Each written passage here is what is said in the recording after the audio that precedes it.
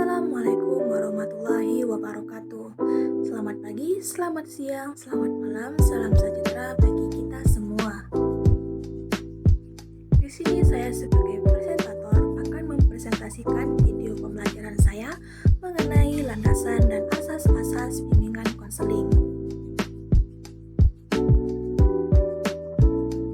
Baik, jadi di sini saya akan memperkenalkan diri saya. Nama saya Sri Arafianti. Saya mahasiswa perguruan tinggi jurusan Pendidikan Agama Islam SLTP SLTA 4A Fakultas Tarbiyah dan Keguruan di Universitas Islam Negeri Sultan Syarif Qasim Riau. Nah, selanjutnya lanjut kepada pokok pembahasan kita. Nah, di sini pokok pembahasan kita yang pertama adalah definisi landasan bimbingan konseling dan asas-asas bimbingan konseling. Kemudian pokok pembahasan yang kedua adalah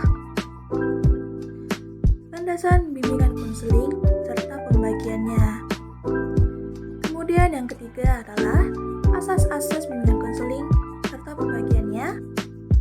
Kemudian pokok pembahasan yang terakhir adalah kesimpulan dari materi yang saya sebutkan tadi.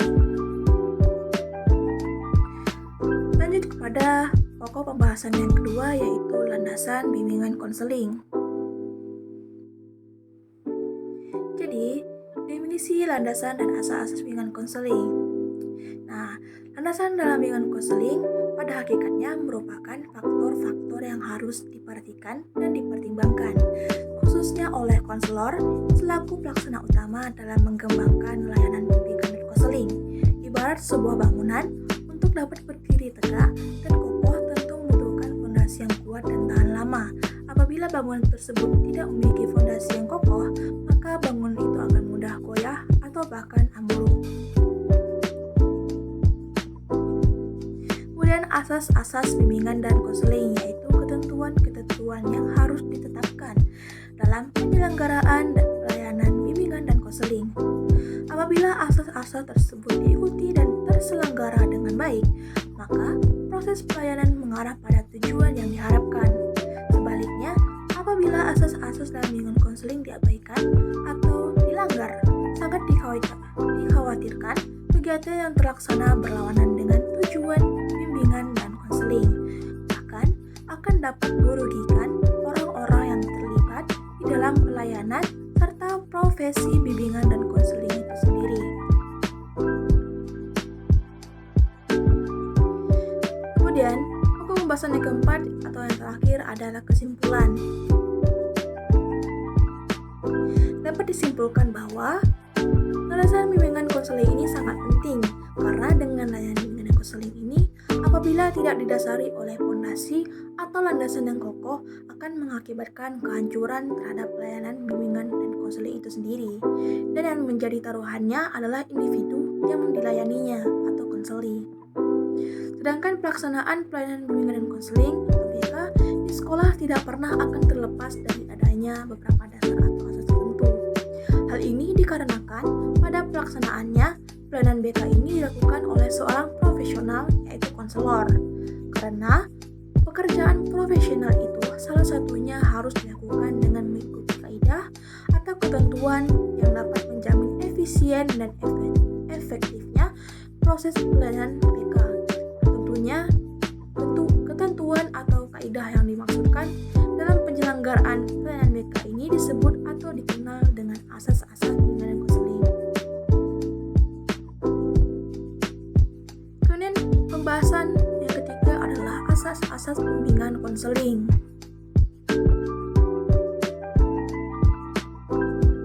Adapun asas-asas bimbingan dan konseling, yang pertama yaitu asas kerahasiaan, yaitu asas bimbingan dan konseling yang menuntut dirahasiakan segenap data dan keterangan tentang konseli yang menjadi sasaran pelayanan, yaitu data atau keterangan yang tidak boleh dan tidak layak diketahui orang lain. Kemudian asas yang kedua ada asas kesukarelaan, di mana asas kesukarelaan ini adalah asas bimbingan dan konseling yang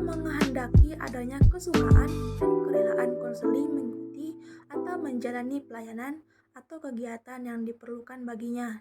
Di mana dalam hal ini, guru pembimbing berkewajiban membina dan mengembangkan kesukarelaan tersebut.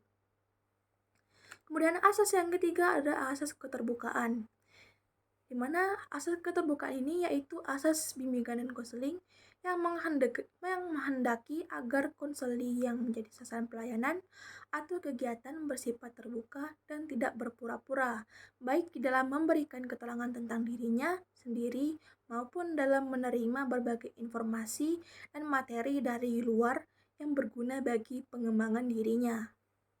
Kemudian ada asas kegiatan, di mana asas kegiatan ini adalah asas bimbingan konseling yang menghendaki agar konseli menjadi sasaran pelayanan yang berpartisipasi secara aktif di dalam penyelenggaraan pelayanan atau kegiatan bimbingan.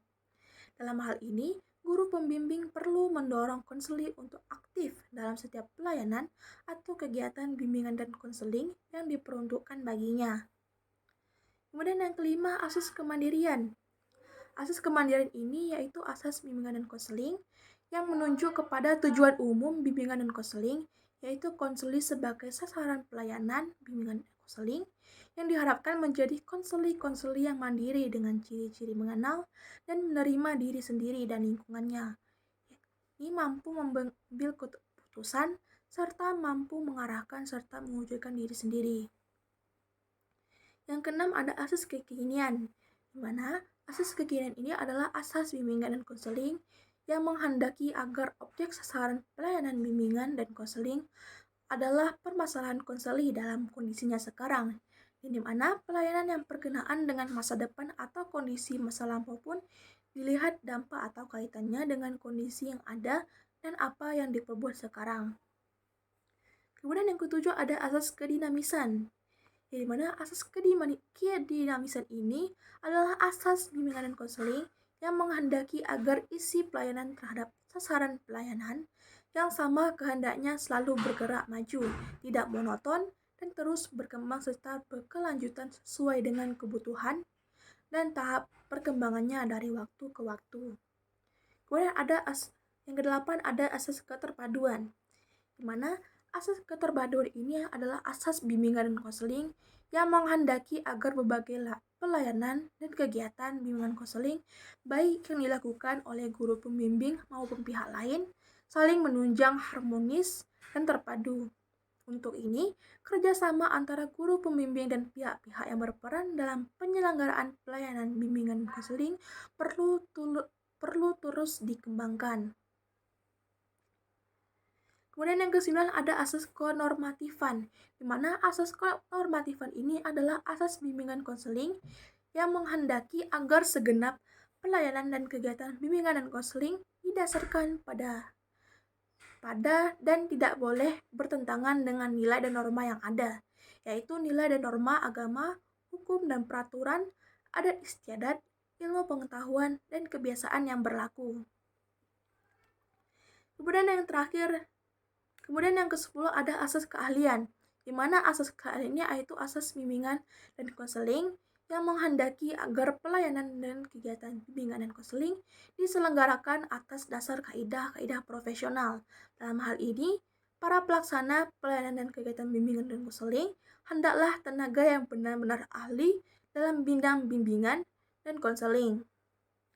Kemudian yang ke-11 ada asas ahli tangan, di mana asas ahli tangan ini yaitu asas bimbingan dan konseling yang menghendaki agar pihak-pihak yang tidak mampu menyelenggarakan pelayanan bimbingan dan konseling secara tepat dan tuntas atas suatu permasalahan konseli.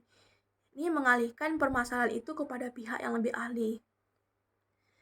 Yang terakhir ada asas Tutwuri Handayani, di mana Tutwuri Handayani memiliki arti di belakang mendorong. Dalam bimbingan konseling, asas Tutwuri Handayani diartikan sebagai asas bimbingan dan konseling yang menghendaki agar pelayanan bimbingan dan konseling secara keseluruhan dapat menciptakan suasana yang mengayomi atau memberikan rasa aman, kemudian mengembangkan keteladanan serta memberikan rangsangan dan dorongan serta kesempatan yang seluas-luasnya kepada peserta didik atau klien untuk maju.